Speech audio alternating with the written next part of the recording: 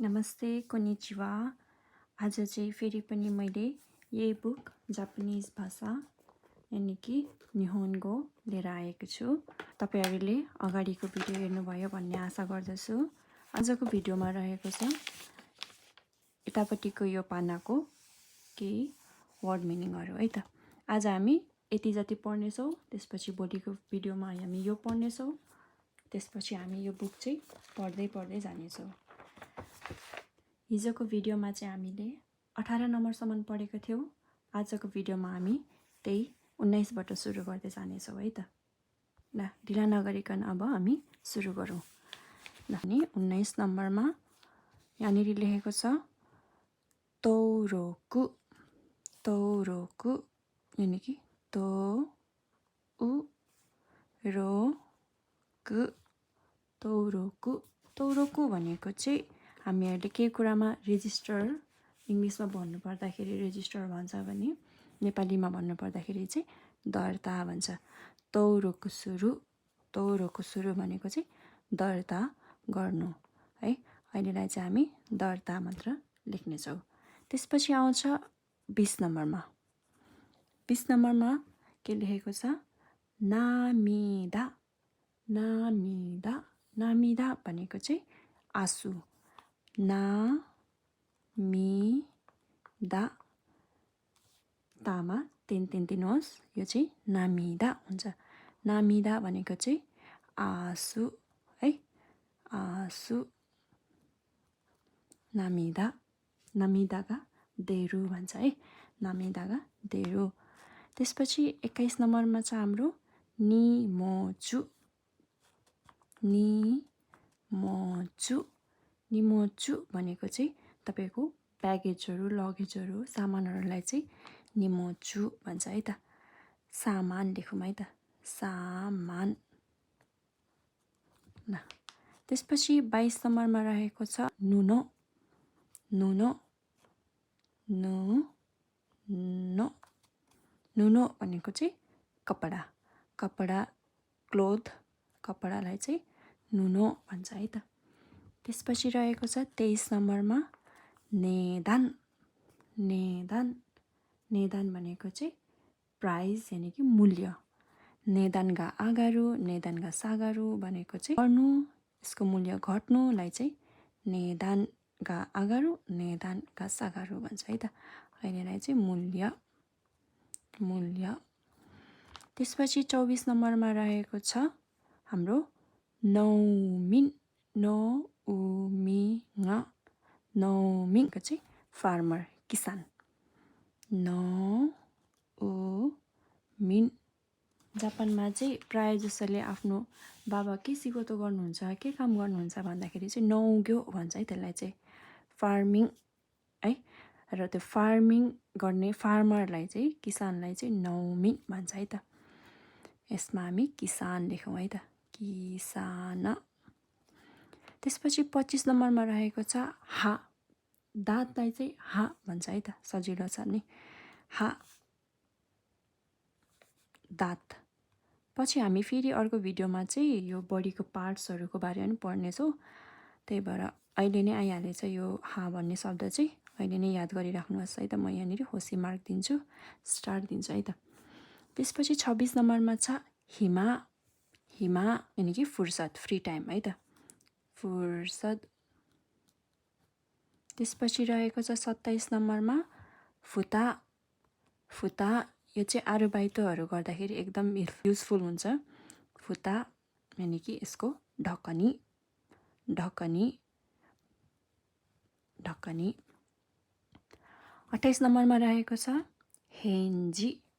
हेनजी। हेन्जी भनेको चाहिँ रिप्लाई है, जवाफ। हेन्जी सुरु, जवाफ दिनु। 29 नम्बरमा रहेको छ हो हो। हो उ। हो उ। हो हो भनेको चाहिँ मेथड यानि कि तरिका। तरिकालाई चाहिँ हो हो भन्छ है त। त्यसपछि 30 नम्बरमा रहेको छ माची। माची। माची भनेको चाहिँ तपाई बस्ने सहर।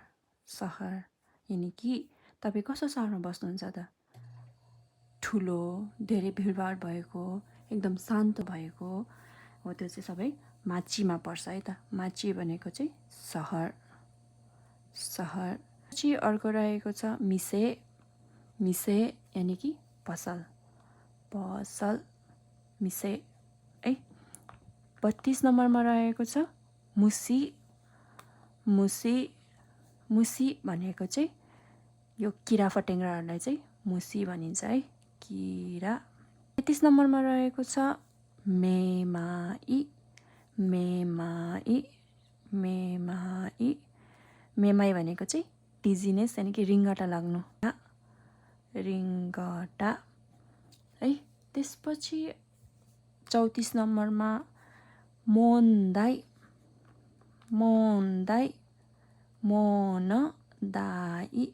मोन्दाई भनेको चाहिँ समस्या, प्रश्न है। मोन्दाई गारिमास भन्छ नि, केही समस्या छ भने मोन्दाई गारिमास भन्छ है। समस्या अथवा प्रश्न, के प्रश्न सेन्सेलाई पनि अब सेन्से के प्रश्न छ भनेर भन्दाखेरि चाहिँ मोन्दाई गारिमास सेन्से भनेर भन्दा हुन्छ है।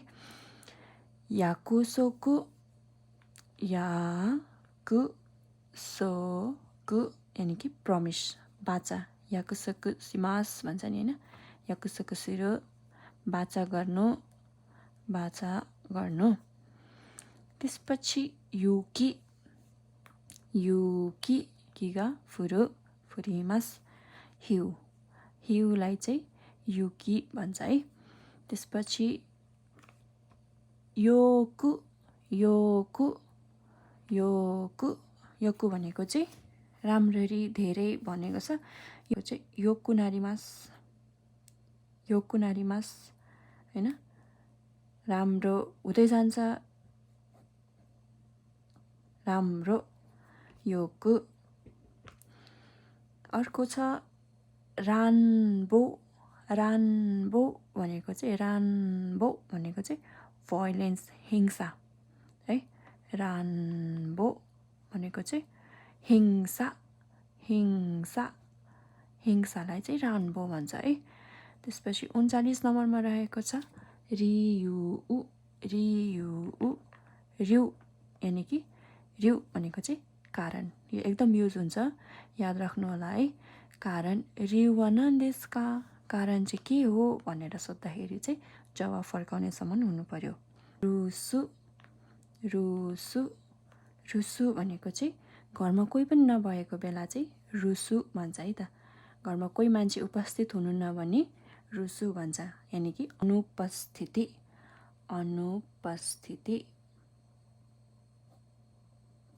ल, आजलाई चाहिँ हामी 40 नम्बरसम्म मात्र पढ्छौँ।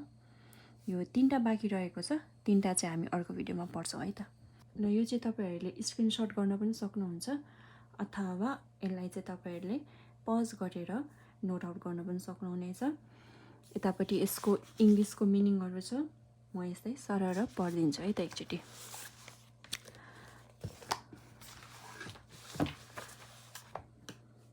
मार्क गर्दै पढौँ है त।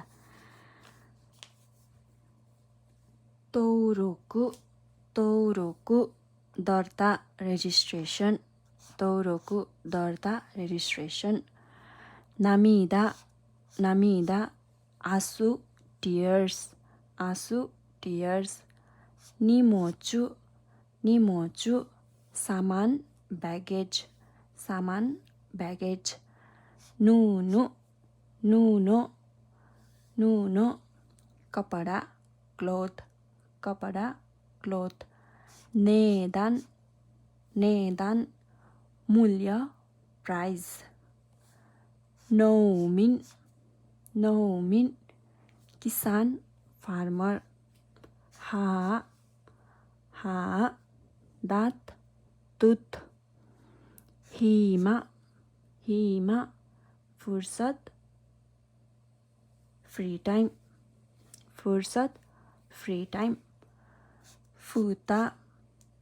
फुता ढकनी, कभर।